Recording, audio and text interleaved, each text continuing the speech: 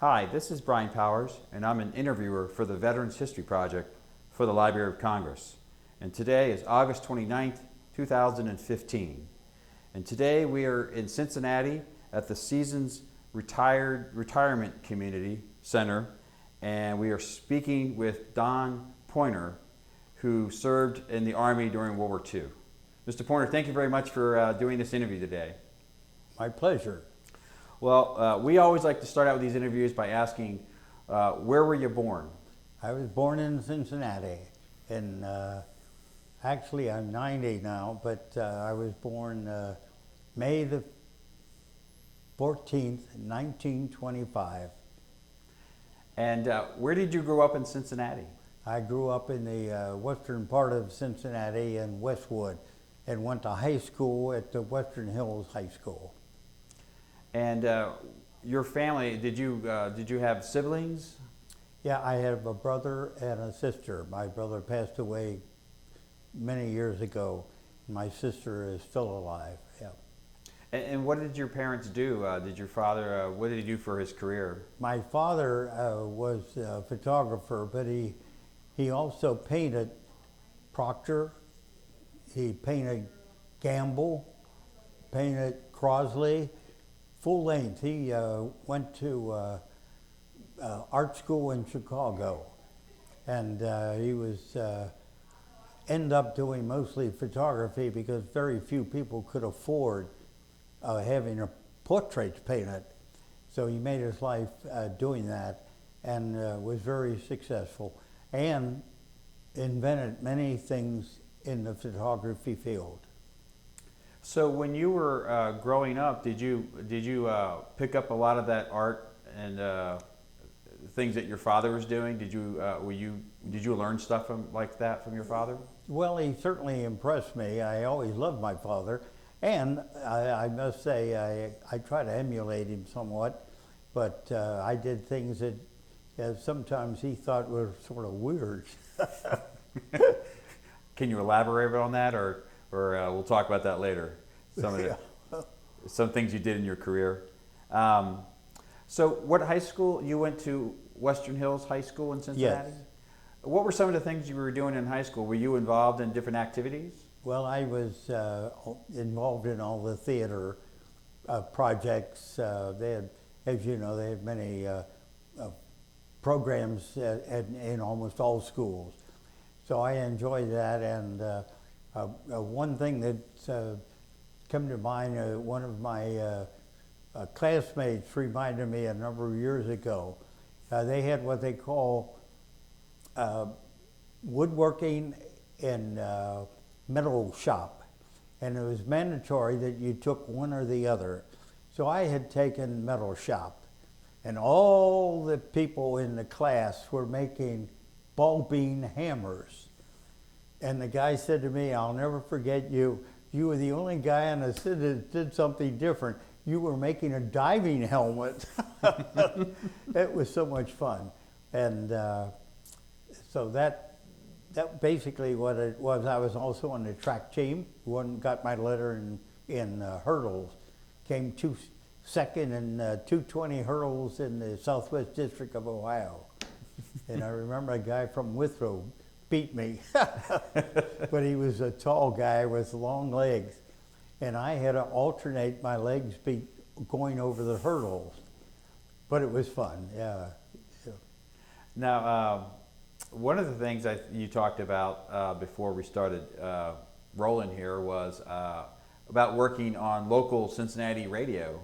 Well, I started on actually on WLW when I was in high school, early high school, and I was the lead on Father Flanagan's Boys Town, and my name on that program was called Spec Murphy, and I was on that up until the time I went to the Army, and then when I got back, another 2 years, and it was over NBC National, and they used it to raise funds for the Boys Town, and because of that, I ended up being a lot of programs that were extra on WLW. And I played with Wolter,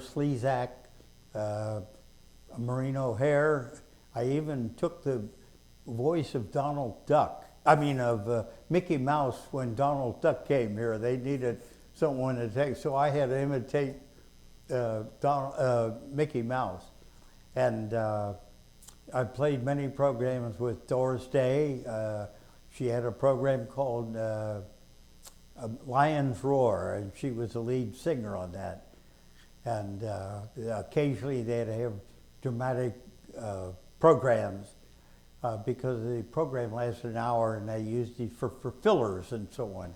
So it was great. And on top of it, I remember I got paid $50 a show, and most parents were not making that much a week.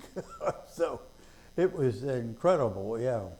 How did you fit that in with your high school studies? Was it something you did early in the morning before you went to school, or after school? What was your schedule like in high school? Well, actually, when I started talking about a glutton for punishment, when I went to Western Hills in the 7th grade, the high school started at 9, but we'd go there in the 7th grade.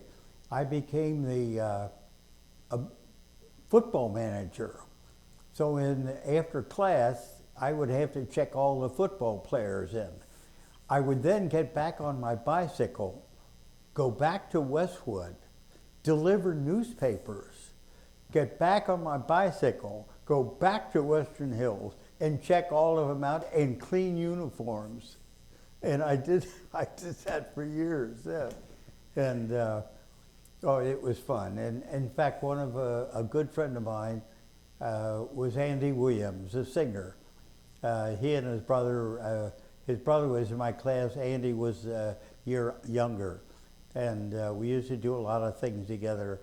And as you know, Andy became very successful throughout the entertainment field. And he was on WLW. Yes, he was on a program called Time to Shine. And I hate to tell you this, but in the winter, after the football season, I had my last class off, and they were supposed to get off to go home to practice. So what we'd do, we'd go to Cheviot and play pool. It was so much fun, yeah. So do you remember where you were when you heard about Pearl Harbor in December of '41? I'm sorry, yeah. Do you remember where you were when Pearl Harbor was attacked, when you heard the news? No, to be honest with you, I don't. The only thing I really remember is where I was when John F. Kennedy was assassinated. And I was in Marymount at the bank. But I can't remember that, yeah. It's hard to, when you get older, it's hard to remember all these things. Well, when the war started, did you, you were still in high school when the war started? Oh, yes. And I was drafted, at first, after I graduated, I went to UC for a summer session. And then that session was over in December. And I was drafted in January, so I went into the military at that time. And I was there for 2 years. And then when I returned to Cincinnati, I went back to the University of Cincinnati. And I was the drum major at UC. But prior to that, I was a drum major for 3 years at Western Hills High School. And I think you were class of '43? Yes. So you probably went into the military probably in January of '44? That's correct, yes. So when you first got your draft notice, where did you have to report to? I had to report to Fort Hayes in Columbus. And something really unusual, they had a giant dining room where all the soldiers would eat, supper and brunch and whatever. And on the walls surrounding the room was pictures made and taken by my father in the First World War. No kidding. He was in the Air Corps, and he was the first man to take an aerial photograph in Langley Field. So all his pictures were on the wall. Can you believe that? You know. Was your father still around at that time? Pardon? When you were drafted, was your father still around? Oh yes. Did you let him know that the photos were up there? Oh, I probably did. You know, he probably already knew it, but I was so impressed as my old man did that. You know. Yeah. So, what were the when you got up there to Columbus? What was the first things you had to do? Were you being shipped? They checked us out and they told you where to go, and I ended up in Texas and what they call Fort Worth, near Fort Worth, and between Fort Worth and Dallas. It was Camp Wolter, Texas. So I was assigned down there, and I took my basic training at that point. Do you have much memories about basic training? Well, yeah, I could go on for hours about that. I remember I really, in a way, had a lot of fun in the Army. You really shouldn't be doing that, but I remember in the last 2 weeks in the bivouac, we have bivouac, and you would be out in the area, out in the ground, and so on. And it had been raining and raining and raining. We were absolutely soaked. So one day they asked. They had four companies, company A, B, C, and D, and they would all sort of infiltrate the others, trying to teach them how to infiltrate the enemy. So they asked them for volunteers to go and infiltrate this one thing. So I ended up leading a group into this one area. And so we didn't know where the company's headquarters was. So we would wake up the people that are in that company and ask them where the results, where the headquarters was, and they would tell us. They didn't know we were the enemy, you know. So we ended up, I remember going to the head place. I remember it'd been raining and raining. I crawled in the tent where all the officers, there must have been 8 officers in there, and they had a little belly bell heater with a little coal in it, and all their shoes were drying out. I took every one of their shoes out, so when they woke up in the morning, they only had their stocking feet. And I gave it to my head group, you know, in my company, and they drove back in a Jeep and showed it to them. It was great fun. But my group was all called a week short to be flown to the Belgian Bulge. And I hate to say this, but a number of them were shot and killed within 2 or 3 days. Terrible, terrible situation.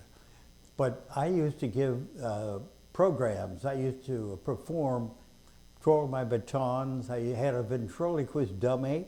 I gave magic tricks. So every weekend, when a cycle was being finished, they had a party, and I performed for all these parties, and they kept me over. And then I went into personnel, and one day a request came through that there was an opening in Fort Riley, Kansas, in the cavalry, and I was a horseman from high school. I used to ride all the bit. So I put my name in, and by God, I got it. And I ended up with boots and spurs, and it was really wonderful. Wow. Well, before we get into Fort Riley and what you did there, How did you, when you're in basic training, when you're doing all these magic tricks and things, was that just something that you just did? I mean, how did that come about? Did you have to get permission, and where would you do these at? And No, I just did it, and believe it or not, I made, every time I gave a performance, I made $25. It was amazing. And I did that for weeks and weeks and weeks. And then I also did it in Fort Riley, and as I mentioned earlier, one of the director was William Wyler, who produced. We'll talk about that, but I was just kind of curious. That was just something that you initiated, these performances that you would do, the magic tricks, and that was something you did on your own, and it got noticed. Yeah. But where were you doing that physically? Where were you doing that at? I did that in high school, and gradually developed a skill that I could put on and perform. Right. Then when I went to UC, we were on the GI Bill, but the GI Bill was never enough to sustain you. Right. So I would give shows throughout the Cincinnati for parties and so on. Well, we'll talk more about that later, but I was just curious. Where were you at? Where were you perform when you were in basic training? Where at on the base? Where was it? Was there a theater? Oh yeah, they had a big. Normally it was in like the large dining halls. They always had a party because they had food and cake and all the trimmings of a party. And at the end of that hall, they had a little stage, and you performed there. Yeah. So, did you have your show worked out? How would you start out your show in basic training? Did you have an opening thing that you would do? I used to do all this for the fun of it, and all of a sudden they say, "Hey, let's use this guy," So, and I did that all in high school. I used to be, as I mentioned maybe earlier, I was a drum major at Western Hills High School, yeah. But I guess you probably would have, the plan probably for you was that you were probably going to go over to be in the Battle of the Bulge. Yeah, thank God I missed that because, as I say, a lot of my companions were killed at that time. And another strange thing that happened, my buddy, everybody teams up with someone in the Army, maybe because you like them or other Marines. But anyway, there was a fellow I got to know, and we became very good friends. His name Harvey Ward. So years later, I am with the Harlem Globetrotters, and we're in Paris. And it was in the afternoon. We performed in the evening. But this day we were walking on the left bank of the Seine, and the fellow with me was a fellow named Tony Lavelle. He was an all-star basketball player who went to Yale and developed the hook shot. So he was with me. We were walking down the street, and there was a little bar. It was about noontime. We thought maybe we ought to have a little drink or something.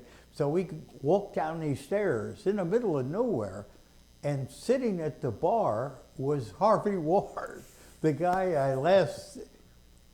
And he had gone to after the war. He went to South Carolina. So I said to Harvey, "My God, what are you doing in Paris?" And he said, "I just won the British Amateur Golf Championship." I said, "Oh my God." So anyway, a year later, I'm in New York at Toots Shores, which was the sports bar for all the people in the sports field. And the Globetrotters always had their final dinner there after they returned from Europe or from South America. And I had to get there, Abe Saplestein was the owner, and I had to do something for him. So I got there a little early. So who in the world do I run into but Harvey Ward? And I said, "Harvey, what are you doing here?" He said, "I just won the amateur golf tournament, and I've been awarded the amateur, the number one amateur of the United States, and it was there to receive the reward. And so a number of years later, to make a long story short, this guy was so handsome and had a southern drawl. So I have this golf course in Kentucky called Triple Crown. And a number of years ago, we had a tournament from all the seniors from all over the United States. They would have an outing in different cities every year. So this one year, they asked us to, could we have our tournament there? And of course, that was quite a prestige type of thing, and we certainly agreed. So the man that came in early to check everything to see if the golf course would be in good shape to play, I told him the story of Harvard Ward, and he laughed and he said, "You'll never believe this. He is in Atlanta, but you know the story behind him after that?" "No." He said he's been thrown out of every golf course as a pro because he made out with the women. and anyway, I told him to say hello for me, and he died about a year ago. Oh. Yeah, but he was the handsomest guy. Great, obviously a great golfer. Yeah. What would you guys do together in basic training? What were some of the things, when you said he was your buddy when you were in basic training? What did I do there? You said that he was your buddy. Yeah. In basic training. Oh, yeah. What were some things that you guys would do together? Well, normally it's to keep him out of trouble. I weighed 105 pounds, and of course I was rather short. So he'd have too much to drink, and I'd try to protect him. But one thing that was interesting about the Army, the Army wanted. They have these different, like Company A, B, C, and so on. And they have boxing tournaments. So each tournament, each group would set up a group to fight. Well, in my company, no one was small enough to be a featherweight. So they looked at me and they said, "You're going to box?" I said, "Well, I've never boxed in my life." So they made me be a boxer as a flyweight. So I get in the ring, and I was in great shape because prior to that I performed twirls and twirling and so on. Physically, I was very fast and so on. So I get in the ring, and this guy was a little bit taller than I was, but pretty thin because he was also a featherweight. I remember boxing him, and I hit him so hard, I dislocated his shoulder, and he got discharged for that.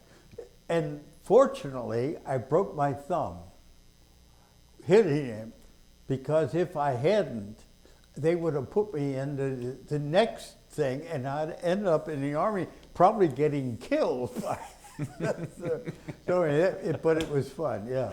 That was the end of your boxing career? Yeah. Yeah, it was fun, yeah. So your next assignment is Fort Riley. Can you talk about Fort Riley? What were you doing there? Fort Riley, I did practically nothing.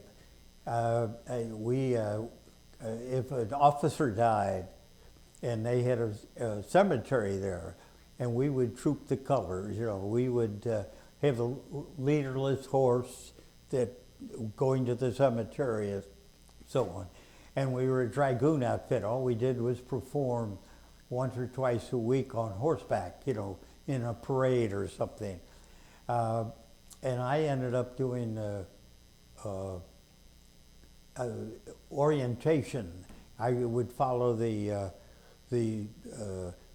progression of the war, especially in Russia, when the Germans were fighting in Russia. And I remember having maps and having pins showing where the Germans went, and finally where the Germans were stopped in Stalingrad and so on. So I would give lectures on that to inform those members there, the soldiers, what the condition of the war was at that time. And so one day the commanding officer called me in and said, "We're going to transfer you." I said, "You can't do that." He said, "Oh, yes, we can."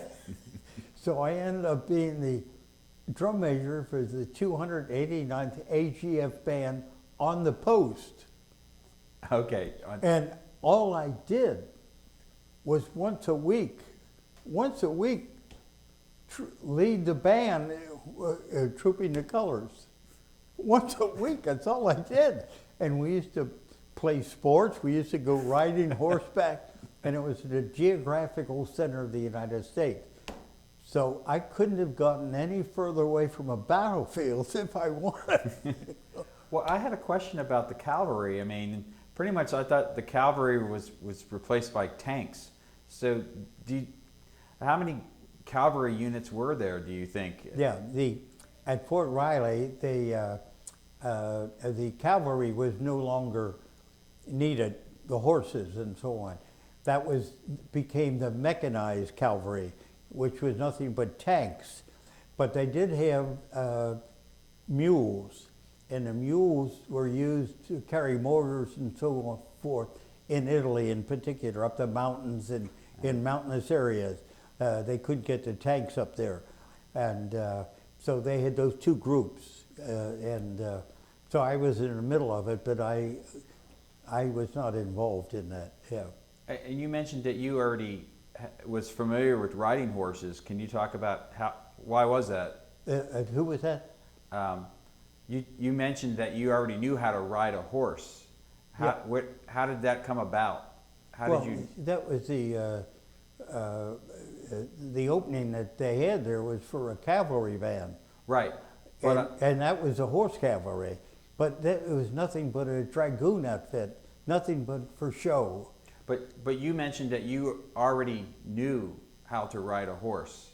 Oh yeah, I did that in high school, yeah. How did that, was that just? Oh, because I was interested in many things, and it was, and I remember we used to pay $1 an hour, and they had stables around Cincinnati, and $1 an hour. We used to ride all the time. It was wonderful. Was that something that your high school did, or was that something you did on your own? Yeah, in high school. Yeah, yeah. I guess they don't have that now, huh? I think there might be a few places around that do it, but hey, at my age, I don't do anything. So now you're doing this. You do it weekly. You're performing weekly. Yeah. Where at? Where? At the post. Yeah, at the post. People were coming and going. Again, they had the same thing where the 17 weeks mechanized. They would be trained and then they'd be sent out of the country. And for the end of that, they had a little party for them saying goodbye, and we performed during that time. So performing, what were some of the things that you did? Well, basically it was, twirling a baton, doing a ventriloquist dummy, doing magic, card magic, And we occasionally they had a little skit or something, yeah. So what was your dummy's name when you're doing the? Oh, I can't even remember. He was dressed as a GI. So it was always a play about the GI, the officer. He would complain about the officers, and I would support them. I guess that was probably pretty popular. Pardon? I guess you were pretty popular. That routine. Yeah, well, it was fun. The idea was to get laughs. And but it was. Unfortunately, a lot of people had a very tough time in the Army, but I was very fortunate. One of the people you said that you met at that Fort Riley was the director, William Wilder. William Wilder. He was he directed all those shows, and a lot of the lot of very important or popular movie stars were there. They ended up there. Mickey Rooney was even there, but he was not there when I was there. But there's a lot of them came through Fort Riley. It was the #1 post almost in the world. Fort Riley goes back to, in the early days of winning of the West. Yeah. How long were you stationed there for the rest of the war? The rest of the, and then the war was over and we were sent back to discharge in Indiana. I can't remember but in Indiana, we were discharged there. Yeah. Now, when you were in Fort Riley, did you get much R&R? Would you get to travel much? You go off base? No. Most of the traveling was in the local cities or on the post. With the band. I ended up with a drum major there, and everything was sort of winding down because the war was over. Yeah. Did you have any, other than Hollywood people, did you have any big-time military generals come through or anything in your time? Oh, yes. I can't even remember all of them. A lot of them were killed or died from whatever. And we buried quite a few of them. They had a cemetery on the property. And but the thing that was interesting, the old days, they had the areas where the soldiers on horseback trained. And we used to ride out in that area. It wasn't used anymore, but we used to, on the weekends, we just go to ride. But some of those hurdles and steep things, how those guys stayed on those horses, I'll never know.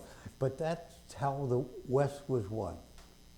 And this is where they trained, yeah. And when you were doing these funeral ceremonies, how were you dressed on your horse? Well, when I was in all of us wore boots and spurs and puttees. We didn't wear long trousers. But obviously, when I was in the band, I still had boots and spurs. But what it was is boom, boom, boom, boom, boom, boom, boom, boom, boom, boom, boom, all the way to the graveyard. You didn't twirl a baton. It was very solemn. Yeah. And so you were at Fort Riley, and then you got discharged in Indiana. And from Indiana, how did you get back to Cincinnati? It's not that far, but did you go by train? Were you on your own after you got discharged?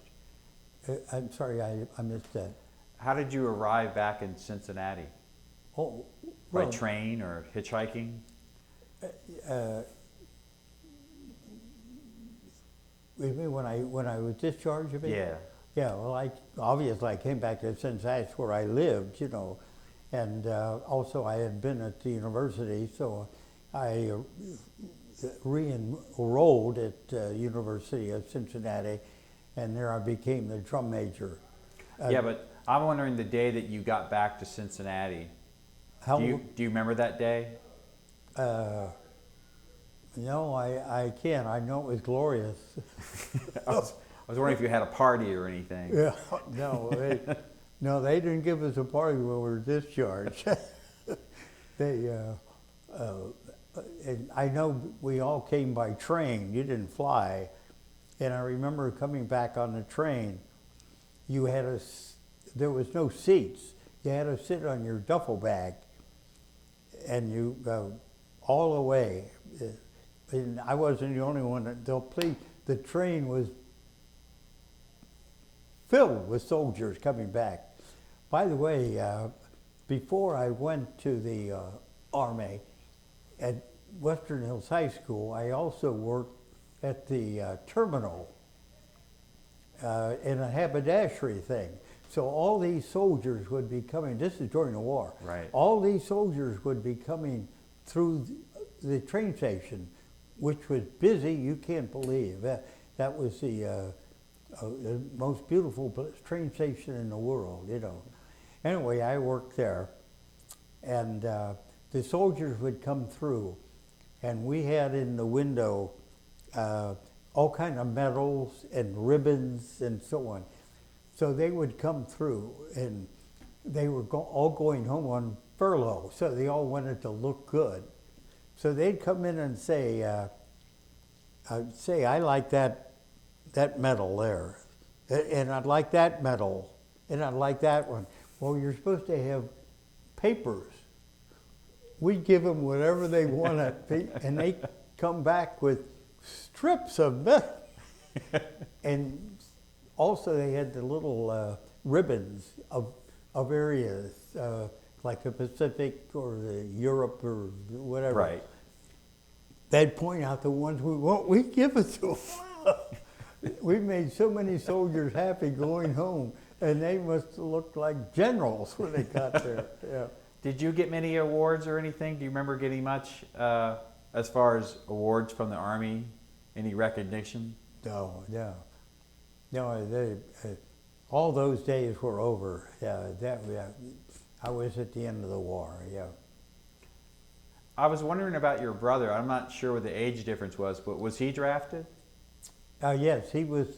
He ended up in Europe in the 8th Air Corps. I think it was the 8th Air Corps, and he was stationed outside of London at the airfield, and he witnessed a lot of the buzz bombs coming in, you know. But unfortunately, in the Army, they gave you free cigarettes. And he took up smoking, and it finally killed him, you know. Fortunately, I never smoked in my life. And I remember my father telling me, if you smoke, you won't grow tall. So you can imagine if I had smoked, I'd be as big as a table. Did you keep in touch with your brother or your family when you were in the military? Well, we sent a few letters and so on, but it was a different world at that time, you know. Different, you know. But you would send notes back to your family, but and you send them back to your ex-girlfriends. Did you have one when you were in service? Did you have a girlfriend you were writing to? Well, no, I had someone I always liked in high school, but nothing ever serious. But I'd always write her, and but after a while that peters out, you know, because you're away. It doesn't mean anything. Yeah. Now, when you were in the military, did you know what you wanted to do when you got out? No, in fact, when I started at UC, I was in pre-med. But when I came back, I said, my God, another 5 or 6 years in medicine. Hey, I've been away too long. So I went into business administration, because no matter what you do, you have to be able to sell it. Mm-hmm. And so that was my choice, and I never regretted it, yeah. And were you on the GI Bill? Did you get something from the GI Bill? Yes, I thank God for the GI Bill, because that changed the world in America. All these players, all these people who never had a chance to go to college went to college, and so it was a godsend, you know. So how long were you after you got out? How long were you at UC? Well, I was in what they call the accelerated class. The accelerated class lasted 3 years. Now, you could have gone into co-op, and that would have taken 5 years.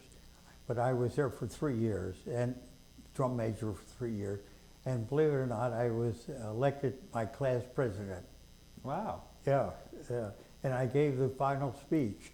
And it was the first time in the history of UC where the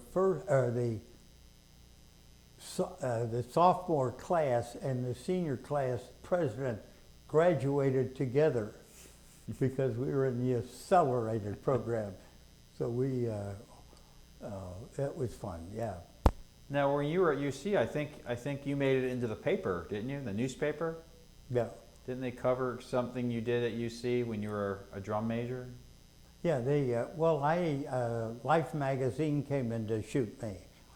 And I used to perform on stilts, twirling an 8-foot baton, twirled on a wire, and twirl 2 batons on a wire. And I also performed going down the field on a unicycle, twirling 2 batons, throwing them over the goalpost. Yeah, and I remember I also twirled flaming batons. I was probably the first one to do all these things. That goes back many years. And I remember the football game, Miami. We played Miami of Ohio, and that was on Thanksgiving. Well, because Miami, they were the Miami Indians, you know. So when I came down the field, I was in my regular uniform. But after I threw the batons over the goalpost, I had a TP set up. I went into the TP set, and I had what they call tearaway clothes, and they ripped them off of me, and I'm now in a loincloth with moccasins and a full headdress. And I come out of the TP, go up the field, and in those days they didn't have AstroTurf or artificial. It was mud. And it had rained and rained. So I took 5 steps in the mud, and my moccasins were sucked right off of my feet. So now I'm going up the field in my bare feet, twirling a knife, a machete. So now I get to the center of the field, I'm throwing it up in the air, and I'm catching it on the handle and so on. And then there's one trick where I jump up in the air and I bring the knife underneath my feet. Well, when I did that, my one right foot slipped in the mud and came out, and that knife cut me right all the way down to the bone on my right foot. So I continued the performance in all that mud with my blood bleeding for the university. You did that because you were a pro, you were Yeah, a professional. From there on, I went to the hospital. But the show must go on, right? Yeah, and as I say, Life magazine came in to take pictures of me, and yeah, it was great. Yeah. So where did you learn all that acrobatic, all this stuff? Was that something you did as a little kid? I just learned it myself. No one ever taught me. But with like say magic tricks, were you inspired by a magician? Is there a story to that? Yeah, when I was a young fellow, my father had a magnificent studio in the Crew Tower. It was the first. He was allowed to design his own footage in the True Tower. He knew Emery, who built the Sure. building. And there was a salesman that came through that sold the rims or for the pictures. The frames So, and things. and he was a magician. And he would always, every time I was down there, and many times I worked there, you know, I'm in high school and my father made me work. He would show me these tricks, and I was so intrigued. So finally I started doing more and more of it. And, but I never got into, I did mostly card magic, you know. And if you'd like to, I'll tell you one funny story about. Well, let's hear it. I was at Mecklenburg's, which is a restaurant up in the Clifton area. And a lot of the students would go there for hamburgers. And the waiters were always sort of nasty, but that was their stick, you know. So anyway, I'm showing my group all these tricks. So I have one trick where the guy, someone takes a card and they put it back in, and we shuffle it and so on. And I take the deck of cards and I'm throwing it to a door. And the idea that when it hits the door, your card is nailed to the door. Well, the waiter opens it up and I throws it, and the card hits him right in the forehead with the thumbtack. So what a trick that was! Yeah. Anyway, that was fun. Yeah. Were you banned from doing magic at Mecklenburg Gardens after that? Pardon? Were you banned from doing magic at the Mecklenburg Gardens after that? Yeah. Yeah. I sort of snuck out. Yeah. Well, what about doing the batons? That sounds like was that something you did as a little kid, or was that more like a high school when you started learning how to do all that? I started in high school, and I started that because one day my brother brought home a baton from the Boy Scouts, and he was doing a simple trick, and he wouldn't show me how to do it. So I said, okay, I'll find out myself. So I started doing that, and I remember the drum major for Ohio State in the summer came down. He was trying to get some students to help pay for his schoolwork. So one day I'm in my home, and it knocks on the door. And I asked who it was. He said, look, I'm the drum major for Ohio State, and I understand you're interested in twirling. And I said, yeah, yes I am, and he said, I'll charge you $1 a lesson. Oh my God, $1 a lesson. I delivered newspapers, and I got $1.10. So that leave me with 10 cents for the week. So I said, oh, and I was so bashful, I really couldn't afford it. So I said, yeah, I'll take them. So he taught me some of the rudiments. But then I started twirling 2 batons, 3 batons, and it took work. I used to practice 4 hours a day. Were you practicing in your backyard or something? Yeah, my backyard, yeah. And but like anything, if you want to be good, you have to practice. And you would say, you have an idea, well, I want to do this with the 2 batons. And you try it, it doesn't work. Then you try it again, it doesn't work. You might try it 50 times, and then finally it works. And each time it works a little bit better. And that's how you do it. It's practice. And I used to teach almost every high school band drum majorettes in the city. Kentucky, Norwood, high schools, you name it. And I got $1 a lesson. So, but that all helped to get me through school, yeah. And it helped you probably stay out of battle. Pardon? And that skill probably saved you from having to go into battle. Yeah. So it was a glorious beginning. Now, where you were going to UC, I guess you got out of the Army in probably '46. It sounds like. Yeah, I joined ROTC. I don't know if I mentioned that. I joined ROTC because they paid you $25 a month.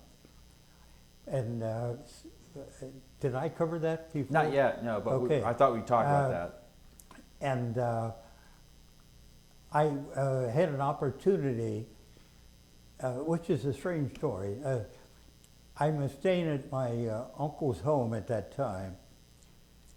My parents had moved to New York. So I was there, and I remember I walked out of the house, I got my car, and I forgot something. So I went back in, and when I went back in, the phone was ringing. And I picked it up, and they said, we're with the Harlem Globetrotters. Would you like to perform for us in Cleveland? We're looking for a drum major or someone to perform during the halftime. Hey, are you kidding? Of course.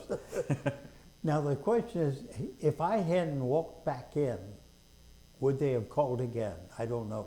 But those are happenstances. Anyway, so I'm in the ROTC, and the Globetrotters now, I performed up in Cleveland, and they liked what they saw. So they invited me to go on the All-Star Tour. Do you know what year this would have been? Pardon? Do you know what year this would have been with the Harlem Globetrotters? Well, I was in 49. Okay. 49. So I'm just trying to get your Yeah, timeline right. just when I graduated. Yeah. Okay. So you probably started UC maybe in late 46 or 47. Yeah, 46, 3 years. 49 I graduated. So this is near the last year when you're at UC. Yeah. And then I'm in ROTC, and I get the request to go with the Globetrotters.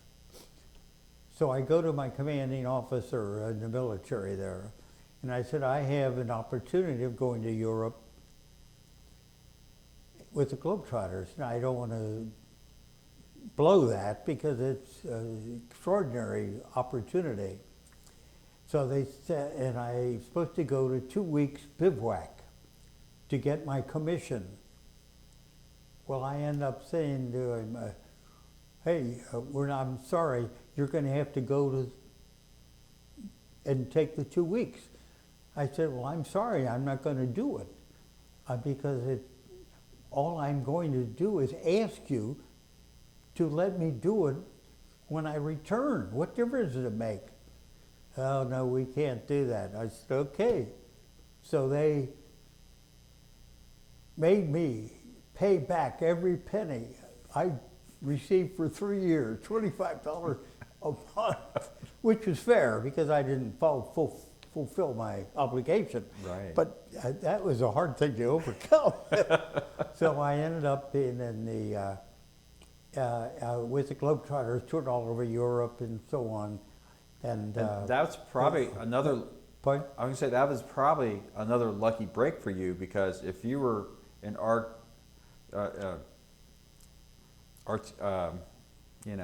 you were still. If you were still in, you very likely could have been called up for the Korean War. Yeah, if when I came back, it was right around Christmas time. I was in a restaurant or something. I saw a bunch of my classmates in uniform, and I said, "What are you doing in uniform?" They've all been called up for the Korean War, and a lot of them were actually killed, and a number of them were there 2 years. We were in artillery, and it was a nasty war. But just by the grace of God, I missed that, yeah. And but I performed in Europe in front of royalties, Sultan of Morocco, Prince Charles threw the ball up as a little kid, you know. You name it. So you were the halftime entertainment? Yes, I performed. So when you came out, can you give me a description of what it was like? What was the first thing that you would come out and you would do what? What was your routine? Well, I'll tell you a funny story. We're in Italy. We're in northern Italy. We're in Bologna.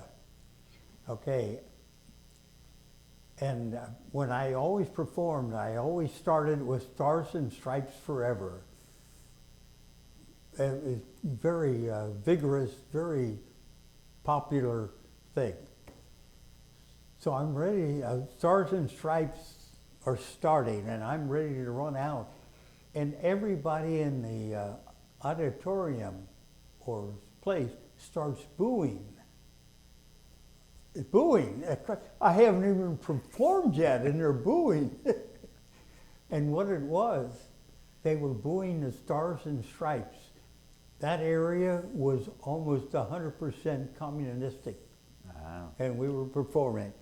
And they couldn't take the idea. They couldn't take the idea of Stars and Stripes. So how would you perform? What were you doing? Were you just baton twirling to music? Yeah. I perform. I started with 1 baton, then 2 baton, then I started with 3 baton, then I started with knives, and I'd cut a pumpkin in half to show it was sharp, you know, throw it up and catch it on the handle and around my legs and so on. And then the final was the lights would go out and I would perform with fire. Yeah.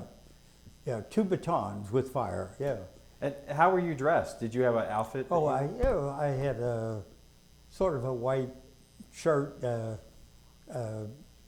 white pants with the stripes on them, you know, little jazz, but you had to be, unlike a drum major suit. Drum major suits are always confining because they have tails and you have a lot of design and on it. You had to be as free as possible. So you had things that were very loose to perform, you know. Did they give you a title? Were you the amazing Don or something? Oh Christ, we used every wonderful superlative you could think of. A genius, you name it, we used it. Yeah. How long were you with the Harlem Globetrotters? With whom? How long were you with them?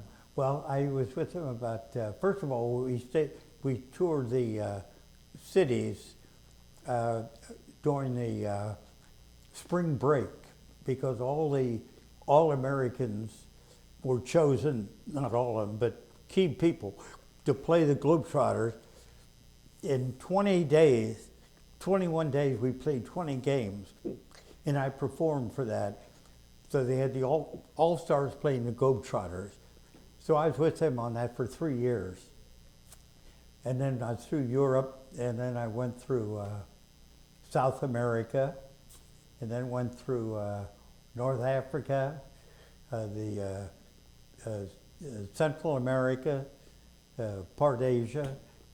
So it was, and I was with them about 3.5 years, yeah. But I was free in the summer, in the winter, to do my own thing, you know. And how were you guys traveling? By train, or did they have a bus? Mostly by air. But in France, we'd go by train because we'd go from Paris to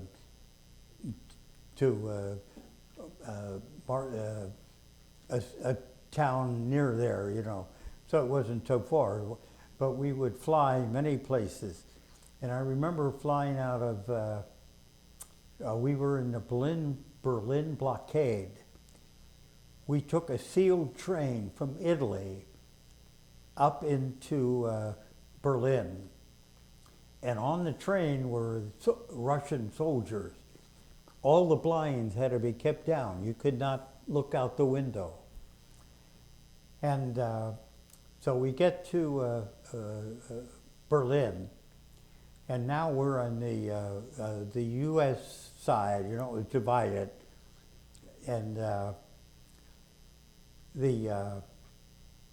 remember we performed in the Olympic Stadium, and the fellow that Mr. Saperstein brought with him as a guest was Jesse Owens, who Hitler walked out during the Olympics, the 36 or whatever. Anyway, and believe it or not, I was his roommate for a couple days. And this guy was so dapper. Boy, he was dressed like $1 million. And he was the nicest guy.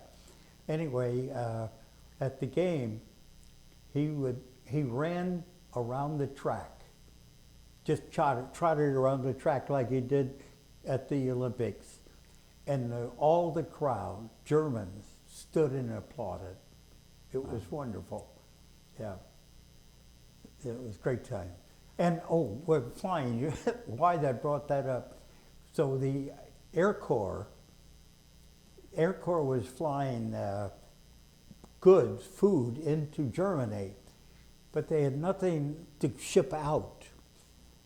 So one day in Germany, we were guests of a brewery, and the brewery they wanted to get an opinion. So we went through the brewery, and it was a brewery that half of it was destroyed the day before the war was over, a bomb hit it. Anyway, they had a restaurant there. And I remember we had Venice. And it was delicious. Anyway, the reason they did this, they wanted our opinion. They were going to ship beer via the Army, because the Army, or the Air Corps, had these empty planes, and they were telling the Germans there, hey, you want to ship something to the United States, we'll do it free. So they were going to ship beer to Germany. And they asked us what we thought of the name they picked. And the name they picked was a Brandenburg Gate. Well, we said to them, boy, that's not a good name, because 99% of the people in the United States had never heard of the Brandenburg Gate. So whatever happened, I don't know. But at any rate, we're ready to leave Berlin. And again, it's surrounded, it's isolated. So the Army decides to take us out, fly us out. And they flew us out, and halfway out, we developed engine problems. So we had to fly back in again. I remember that. And I remember once flying in Bogota in South America. It was on a hilltop, like I think it was Bogota. I'm not sure the city, but anyway, it was on the airport was cut out of the top of a mountain, and these pilots were never, hey, if we live, we live. If we die, we die. Who cares, And they get in planes, and they're always overloaded. So we take off, and as we leave the airport, the tarmac, the plane now drops down into the valley of God knows how many feet. And they finally take off. God, were we sweating? But their life in South America, the people was entirely different than the United States. Their outlook is different, but it was fun, yeah. So at some point, you end up coming back to Cincinnati because you start your own business. So is that what you did after you were on your world travels? Well, I was doing work on WCPO with the No School Today, which was over 280 something stations over ABC, and then we put that on to television. We ran 13 week on WCPO, and I performed and made the puppets, puppet works. When was that? Were you done with the Harlem Globetrotters at that point? Yeah, this was afterwards. Yeah. So why were you just kind of tired of traveling? What sort of? Oh no, there was no future in it. I mean, right. How play a twirl a baton, a big deal. It got me all over the world. But enough is enough. So after that, and then you got involved with WCPO? Yeah, and how did that happen? Well, I produced a motion picture technique. And that technique, for some reason, I don't know how they saw it, but they said, gee, why don't you join us? Join us. This is the outfit that produced the show. So I said, yeah, that'd be great. And I remember going to negotiation for money of salary. And most people were making about $5,000 a year. That was the parents were making $5,000. So we sat down and they said, how about $10,000? I almost fell off the chair. I'll take it. So we I made the puppets for the Big John and Sparky, of Sparky. And that had been a radio show before, wasn't it? And that was originally a radio show, but one reason we started, because we had personal appearances all over the United States, live. It was, he was sponsored in most cases by milk companies for children. So we'd go to Nebraska and they'd have a big show with Big John and Sparky. I was operating the puppet that I designed, you know. And then we, from there, went to WCPO and put it on. I did a lot of work on the Dottie Mac. Oh, right, her pantomime show? Yeah, I did a lot of stuff on that. I did a lot of work on WCPO and so on. Anyway. What year do you think that would have been when you started doing WCPO? Pardon? What year do you think that was with that was WCPO, you think? probably about 53, something like that. It was right after I finished the Globetrotters. And so at any rate, we went to Chicago. We auditioned for Red Cross or Buster Brown shoes, and Smiling Ed McConnell.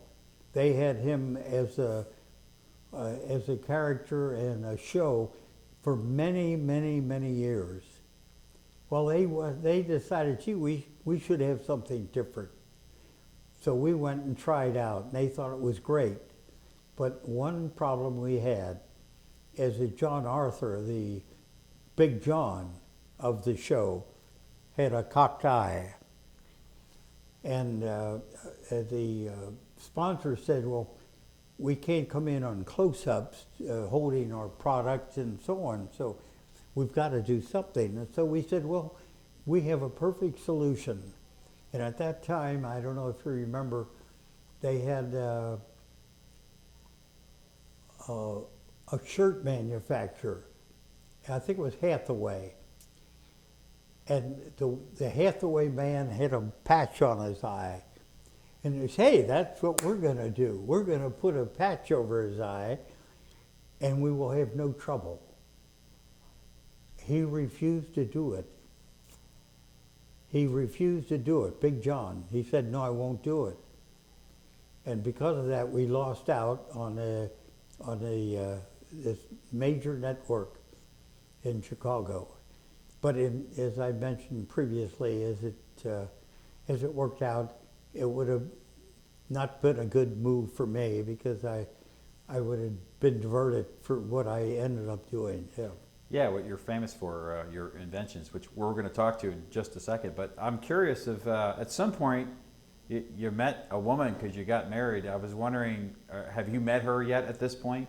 Oh, my bride to be, I met in the UC grill.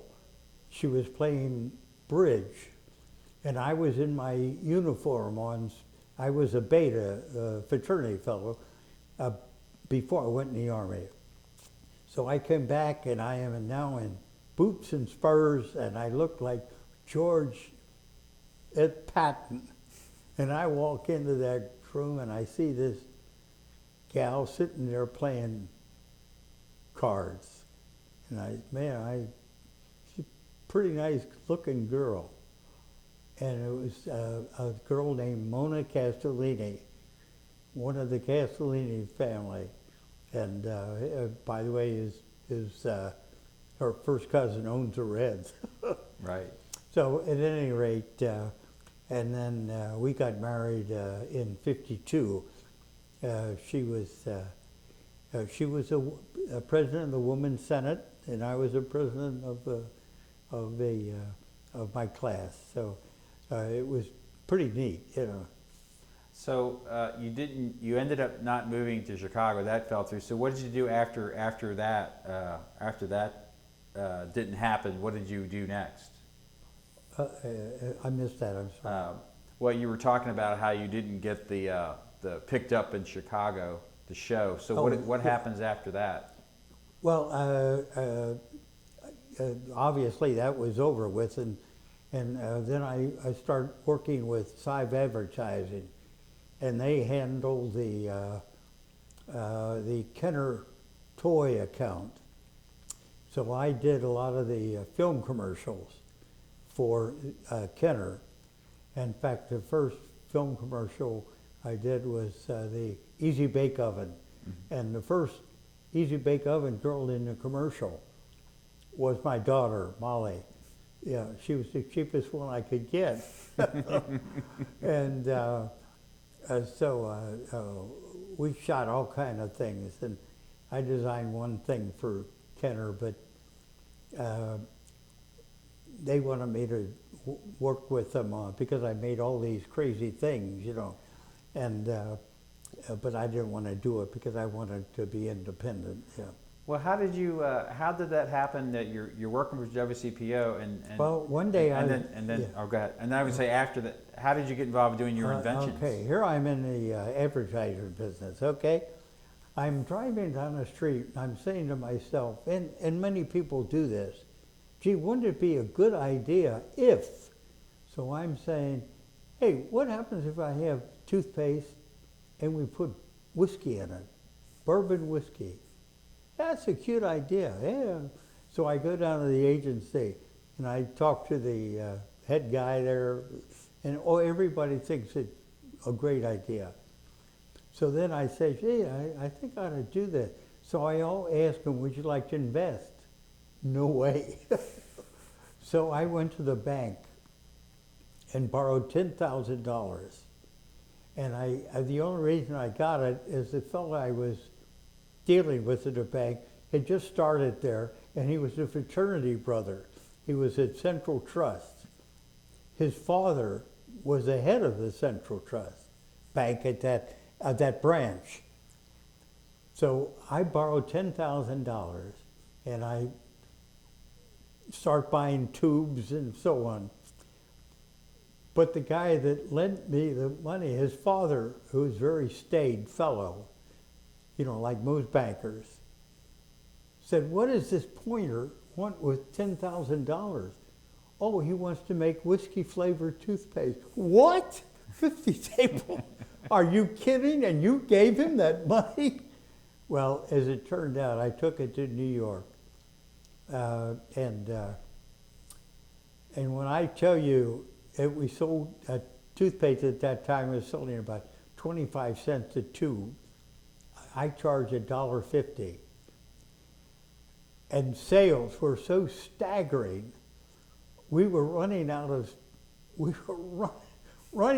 tubes. Well, anyway, it was listed and publicized in every publication in the United States. And I remember Life magazine called me, and they wanted to come in and take some pictures. I said, oh my God, yes, come in. So now we have sold almost all of our inventory. We only have about 6 boxes left and just a few tubes that we haven't packaged. So we go to the pharmacy house, and of course we can't have a line because it costs money, because we couldn't produce anything. So I had to have friends faking it. So we get on the line, you know, and the guy from, the fellow from Life comes, and we take him over to the factory. And we have a guy at the door, and when he comes walking towards the door, we have the fellow inside, here he comes, here he comes. And everybody acts like they're working, you know, packaging and so on. So anyway, he taking pictures, you know, and we're faking all this, you know. And, but there's one in the shot, we had boxes that were stapled Scotch, bourbon, rye. Stacks of these boxes. Some of them were filled, and he wanted to move them in the factory to move a different view. So he picks this box up. It weighs over 100 pounds. It was a gross 100 pounds. He could just about pick it up. He picks it up and puts it down here. Then he gets picks it up. Then he hits one that's empty, and he almost falls. He almost falls over backwards. So anyway, so we finally get through this. He takes all these pictures. And that night, the one fellow worked for me at the agency. He was on the line as a worker, and his wife was on there. And this fellow from Life thought this guy was taking his worker out, you know. Mm-hmm. So we take him to Beverly Hills Country Club for, you know, to treat him well, you know. After all, from Life, Christ, you'd do anything. So we take him there. And what does he do? He tries to make out with this guy's wife. And the guy's wife, he can't say anything because they're supposed to be on the line. Anyway, unfortunately, it never made Life, but I have a lot of the pictures that were taken. And the reason why is that Truman beat Dewey, and that was it. Everything in the magazines were devoted to that, and I could have killed that guy. Yeah, but it was, and we sold that for 17 years. Yeah. Wow. So that was the beginning of your company? That was the, well, before that in college, I designed a toy. It was, I'm sure you're familiar with Lincoln Logs. Mm-hmm. Well, these were giant Lincoln Logs, 3 feet, that were, I designed the equipment, and you would take these tubes and you'd run them through the machine and it'd notch them. So you end up with giant Lincoln Logs, in essence. And you could build cabins, you know, just like Lincoln Logs, only you get in them and so on. And I had a patent on that, and I sold that by mail only for, at least 10 years, 15 by mail order. And it's funny because he's saying, I sold them for, I think it was $10.95 or $12, something like that. And the things were so heavy, you know, you're talking about a big box of tubes. And they would order them by mail order. And then we say, you know, you check with your United Parcel or whoever, and we'd send them to California. The freight was double what the toy was. But anyway, it was a great toy. And believe it or not, I actually demonstrated that in Macy's. I was trying to con people into buying the thing in Macy's. And my wife, future wife, was there, and she was acting as a shill. And she would ask questions, how does this work? You know, of course, she knew what it was. So people would gather around, and I'd explain how you do this, like Lincoln Logs and so on. And she'd buy one, you know. Anyway, it is a lot of fun. So, so you had the Lincoln Logs, then you had the whiskey toothpaste. Yeah. And then what was after that? What were some of the big inventions? And after that, then I started on the little box that did nothing but switch itself off. You push this lever and the hand pushes it off. And I remember I went to New York to a toy show, a novelty show. And I showed it to these jobbers. They said, what does it do? I said, it does nothing. They scratch your head, it doesn't do nothing, huh? Anyway, only 2 jobbers took it. One was Spencer Gifts. They were a mail order catalog. And about 2 weeks after he put it in his catalog, he calls me on the phone. He says, look, I don't understand this, but it's the hottest item we've ever had. And he placed an order for $25,000. It was so, he had such a reaction. He hired an airplane. He flew to Cincinnati to find out if we were actually making them. So, and after that, because everybody was saying, gee, why doesn't it do something? But we sold that for years. It was on almost all the television shows. I remember the one before Johnny Carson, Parr? Jack Parr. He had it on. All of them had it on. And so anyway, I said, well, I'm going to make it do something. And then I put the coin box on, the coin on it, and the hand reached out and grabs the coin and pulled it out. So a friend of mine called and said, say, I've seen your box that does nothing but switch itself off. And I want to go to ABC with that because they're having a new program coming out called The Addams Family. So I meet with them in the Plaza Hotel in the Oak Bar, which is a very famous bar. So we're sitting there and they were going on about the little, and I said, gentlemen, what I have now is making that look like nothing. And I showed them the box with the coin. They went crazy.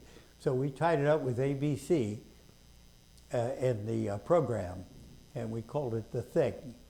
And later on, I developed the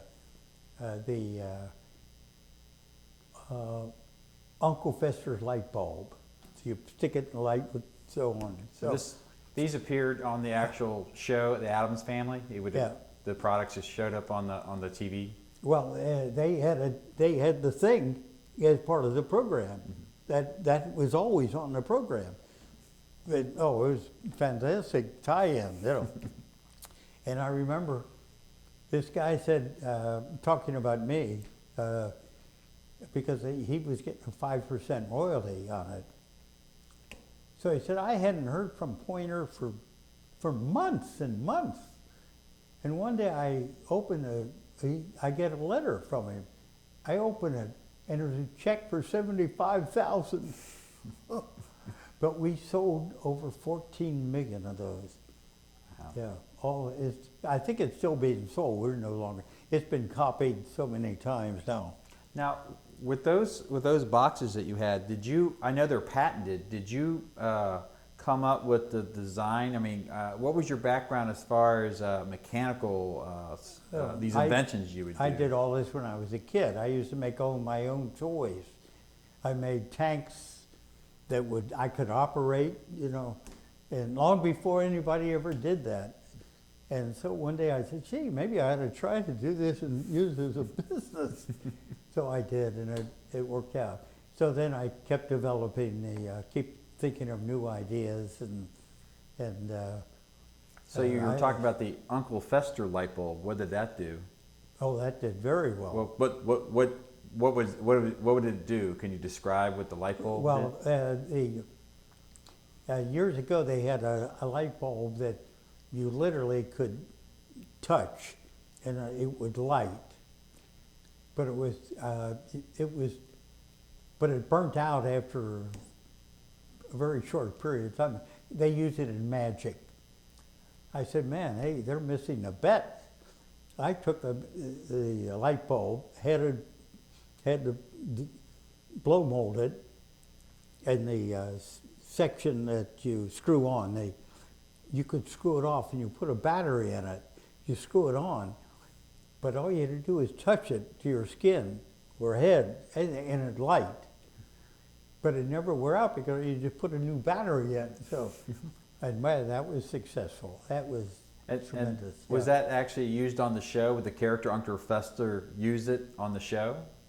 Uncle Fester. Yeah, no, he used it all the time. You know, not all the time, but he. That must have been the greatest advertising for your product. Like, hey, I'm trying to get an idea. And he puts the light bulb in lights. You know. That must have been the greatest advertising for your product. Oh, naturally. Then I came up with a lot of other crazy things. Well, your company started, I guess, in the early mid-50s. Did you have to keep hiring more and more staff? I mean, when you first started out, how many people did you have working for you? And by the time in the 60s? Well, initially, when I made the toothpaste, I didn't have anybody. I hired a packaging house, a pharmaceutical house, because you had the toothpaste had to be clean, it had to be sanitary. And talk about crazy things. I used JGS Brown whiskey because they had a very heavy body. And when they made the toothpaste, they used to use gigantic drums, great big drums, and they used to put in the Pure Cow and the Diet Cow and the Gum Tragacan, you name it. And then they put the whiskey in. And I knew nothing about toothpaste, so I said, where am I going to get a formula? So what do you think I do? I go to the library, the Cincinnati Library, and they have a book on formulas. Oh, really? A book, Christ, it must be that big. So I simply look up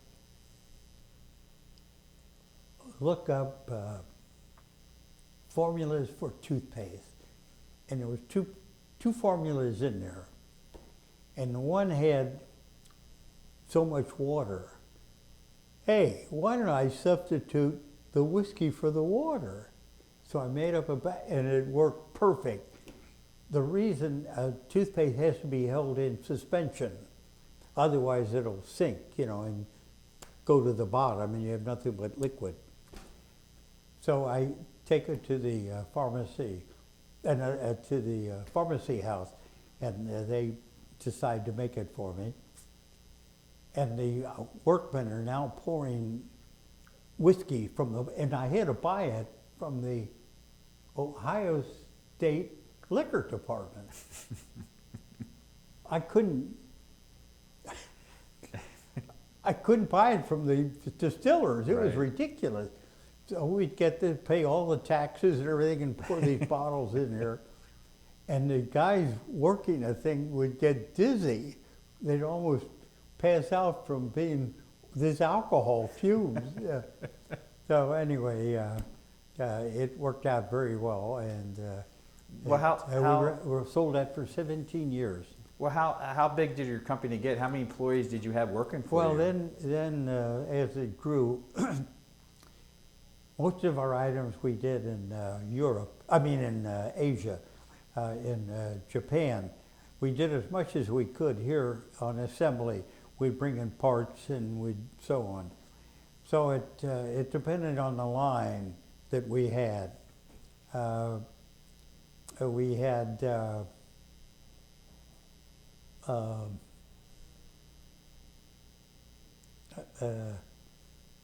it depended on the product.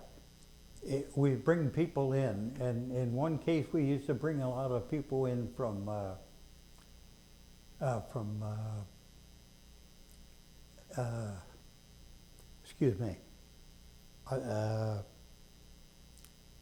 Asia, during the Vietnam War. Oh, okay. We went with the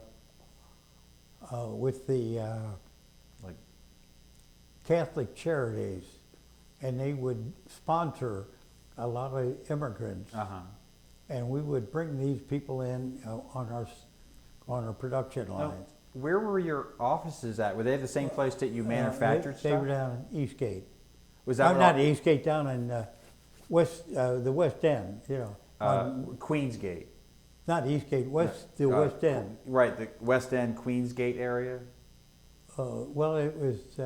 Isn't there Queensgate? It was down on... right near Frisch's where all those... I think they call that Queensgate. I don't know what they call it, but that was... Was that also where your offices were? Where your office was there too? Yeah, offices were there also. But you also would, depending on the project, you would do some manufacturing there too at that same place? Yeah. How did you... did our packing, and we did all our shipping there. Why that location? How did you find that location? Hey, it's the cheapest place we could get.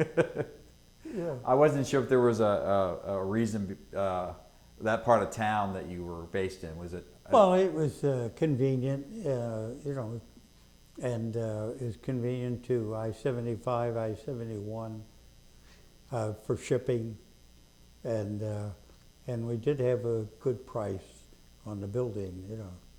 And what products did you do later on, like into the 70s? What were some of your big sellers into the 70s, things that you invented? Oh, there were so many of them.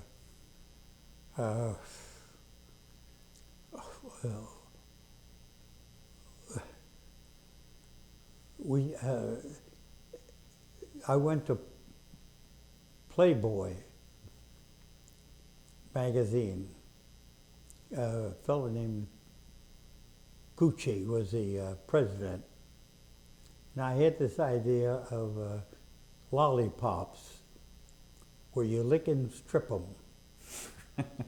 So they thought it was a great idea, so we took a picture of about 8 girls, all nude.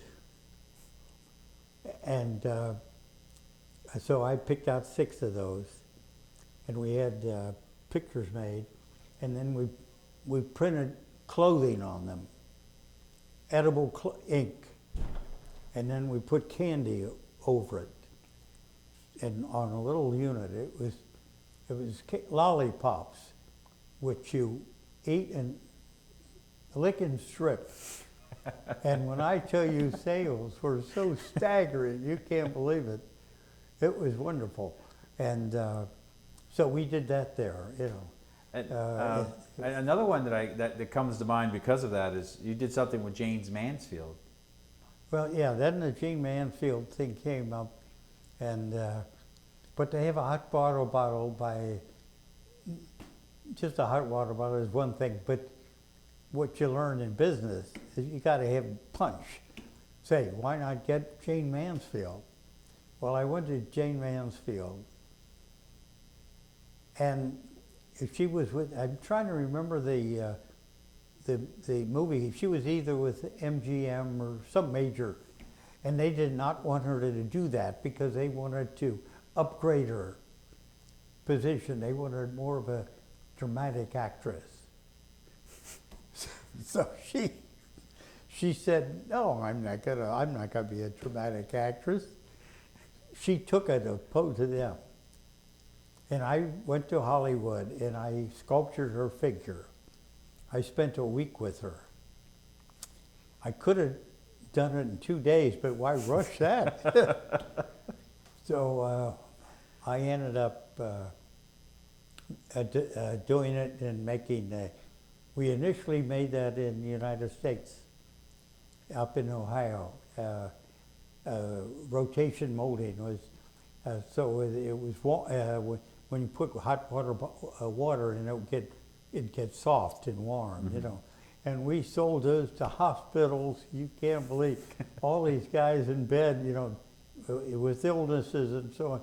They had their Jane Mansfield hot water bottle. Well, a number of years, 2 years ago, I think it was, 2 years ago, Life magazine published, it's no longer in business, but they published the 40 most memorable pictures in the history of life. And one of them was Jean Mansfield in her swimming pool, surrounded by 1,000 of my hot water bottles, all floating around her. Yeah, and that was a tremendous seller. Yeah. So how long did you stay with your company? How long? I know you are still inventing stuff, but as far as your company that you had, how long did you keep that going based in Cincinnati and you being in charge of it? How? Well, I did that too. 40 years, something like that. 40 years. Like up into the 90s, you think? Yeah, yeah. And then my son took over, but the whole business was changing. Well, that's what I was going to ask a little bit. But what trends did you see Did you see different kind of interests different from the 70s, from the 60s, and from the 80s? Did you ever Well, when I trends? first started, there were about 2,000 jobbers that sold gifts and novelties and toys and so on. And they had all their little stores. So they would sell, the jobbers would sell all these little guys all over. They had several of them in Cincinnati, little stores. Well, as the internet came in, now the businesses, the little pop and mama shops were being killed. They're now out of business. Then gradually the 2,000 jobbers going smaller and smaller and smaller. Now there's maybe 2. So when we bring out an item, we're talking about 2,000 jobbers. They would all take a dozen, no matter whether it was good or bad, whether they liked it or not. And that would cover our initial cost of production. Now, the risk of bringing an item out that's funny or amusing is so staggering that you can hardly do it. Yeah. And die costs today, at one time I had things priced of a set of dies in United States it was 100,000, and in Japan it was 10,000. So where do you think you have to do with items that you have no idea they're going to be successful?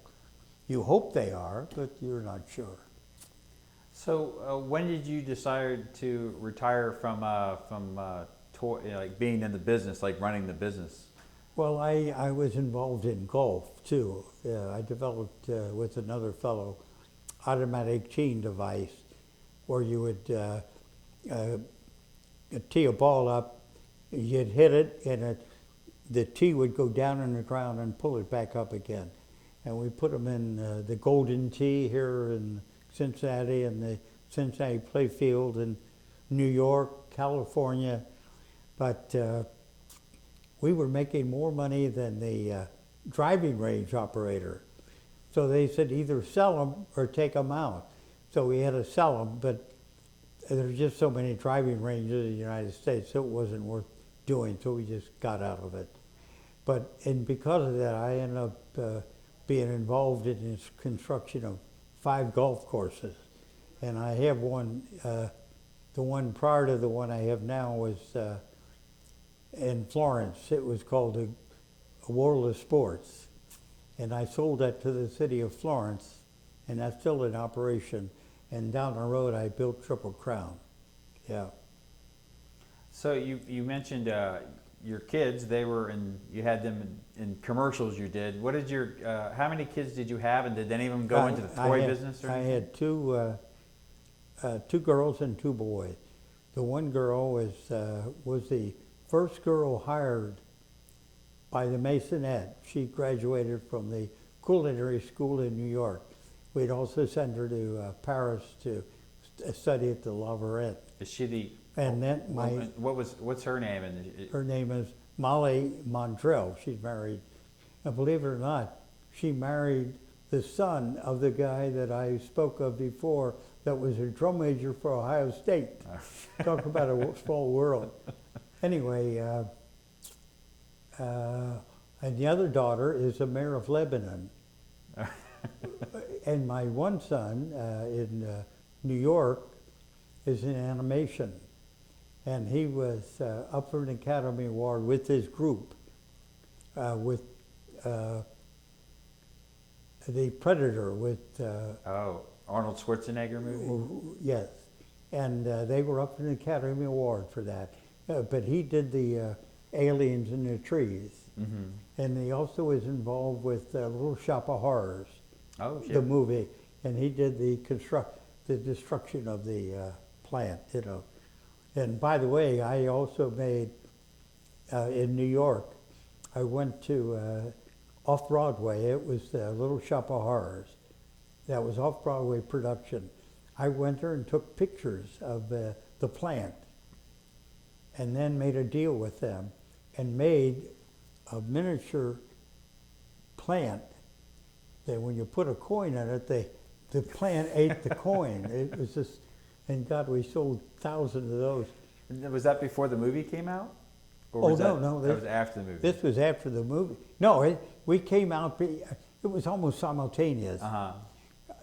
It came out when it went to Broadway. It went from Soho to Broadway. Oh, that's right. You're right. Yeah. And so we got it as it was going to Broadway, so it was big publicity and so on. And when I tell you, in the United States, there must be, that production is going on somewhere, everywhere. The colleges put it on, the high schools put it on. And for years, we had the schools calling us, wanting to buy these things to sell them after the performance. Oh, it was fun, yeah. It was great. And then your last son, you have another son you mentioned. Pardon? You mentioned one son. What does your other son do? My other son is in Florida, who initially worked with me, but the business has changed so much, and the risk was so great, we had to stop it. And he now owns 2 restaurants in Amelia Island, and is building another one in Jacksonville. Ah. So maybe he's starting a franchise. Who knows? But it sounds like all your kids sort of picked up your go for it, Yeah, they entrepreneurial kind of spirit. Yeah, I'm proud of all of them. They have all done their thing. So yeah, it's fun. Well, we're getting near the end here, but I just had a couple more questions. Pardon? We're getting near the end of the interview here, but I just had a couple more questions. One question I had was, did you feel like your military training, when you were in the military, did that have an effect at all with your later life as far as like business or anything? Did you take anything from that? Well, basically what I got was the fun of entertaining. Almost everything I've ever done is either making someone laugh or giving them pleasure. And if I didn't, I'd be out of business.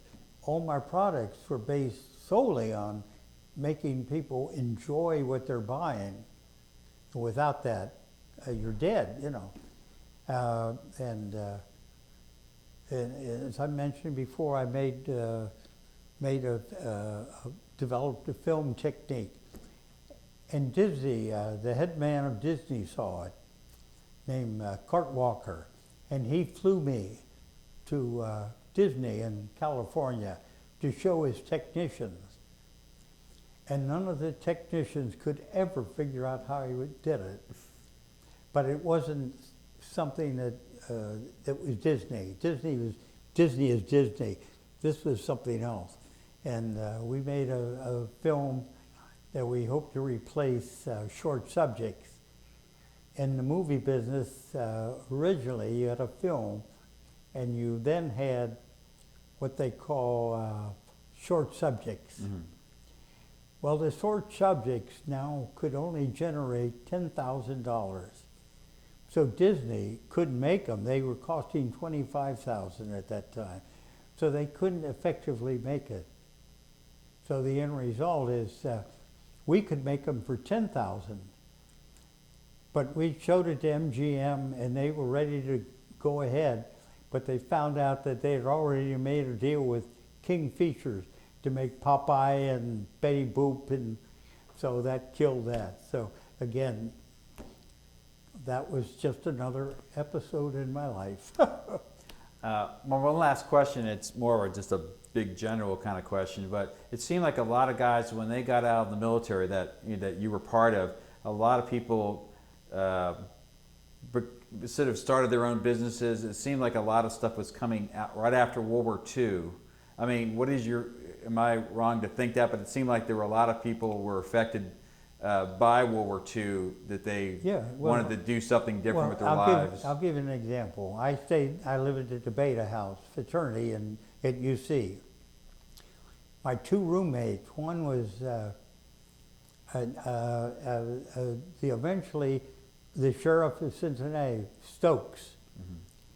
And the other guy, Hank Pepper, was in engineering, or chemical engineering. So anyway, they were great guys. I lived with them for while I was at UC. They leave. Stokes ends up in as an FBI agent and was on the waterfront, dressed and worked as an undercover man for the FBI because of the corruption on the waterfront with the mob and so on. He eventually came back to Cincinnati. He was a lawyer, came back to Cincinnati, and then ran for sheriff and won. And the other guy, believe it or not, named Hank Pepper. You remember ball pen points? Mm-hmm. The first people that made that was, I'm trying to remember the name. They were selling for like $100 a piece. Now you can buy them for 2 cents, literally 2 cents. But the man who developed the ink for those ball pen points was Hank Pepper, my roommate. And he's still alive, and he was older than I was. He must be 93. He lives on a boat with his young girlfriend in this Florida in the summer, or in the winter, and in the summer he's up in Maine. So but anyway, there's two people. Now they end up going through school for one reason: the GI Bill. There's many other things I can tell you if you like. Well, that's the GI Bill. I think we don't talk. I mean, people mention it, but yeah, that's such an important part. I think after post World War II. Yeah. The one last thing, I produced an item for Walt Disney, and Walt Disney said it was the finest promotion he had ever seen. And what it was dry cleaning bags. And on the dry cleaning bags, I got the permission to print like Cinderella's dress and Jock the Mouse.